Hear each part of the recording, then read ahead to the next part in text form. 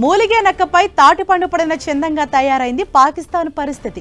పహల్గా ముగ్గురుదాడి తర్వాత పాక్పై భారత్ ఒత్తిడి కొనసాగుతున్న క్రమంలో పక్కలో బల్లెంలా పాకిస్తాన్కు కంటి మీద కునుకు లేకుండా చేస్తోంది బలూచ్ లిబరల్ ఆర్మీ.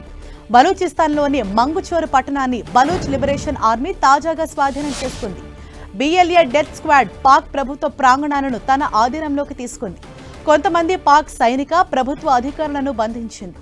మరోవైపు బలూచ్ ఆర్మీ ఇటీవల జరిపిన దాడుల్లో 10 మంది పాక్ సైనికులు మరణించారు.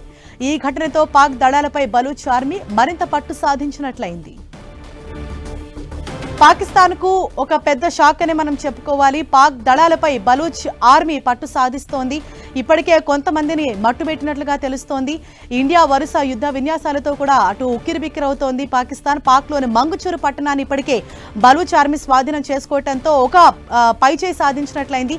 కొంతమంది పాక్ సైనికులతో పాటు అధికారులను కూడా బలూచ్ లిబరేషన్ ఆర్మీ అధికారులు తమ అదుపులోకి తీసుకున్నారు. పాకిస్తాన్కు పక్కలో బలంలో ఇప్పుడు బలూచ్ లిబరేషన్ ఆర్మీ అన్నది తయారైంది.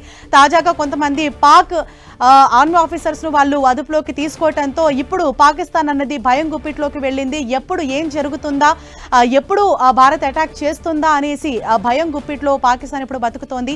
ఇప్పుడు పాకిస్తాన్కి ఇది ఒక బిగ్ షాక్ అని మనం చెప్పుకోవాలి. బలూచ్ లిబరేషన్ ఆర్మీ అన్నది పాక్ దళాలపై క్రమంగా పట్టు సాధిస్తోంది. ఇది భారత్కు మరింత అంటే యాడ్ ఆన్ అంశంగా మనం చెప్పుకోవాలి. పాక్లోని మంగుచూరు పట్టణాన్ని బలూచ్ లిబరేషన్ ఆర్మీ స్వాధీనం చేసుకుంది.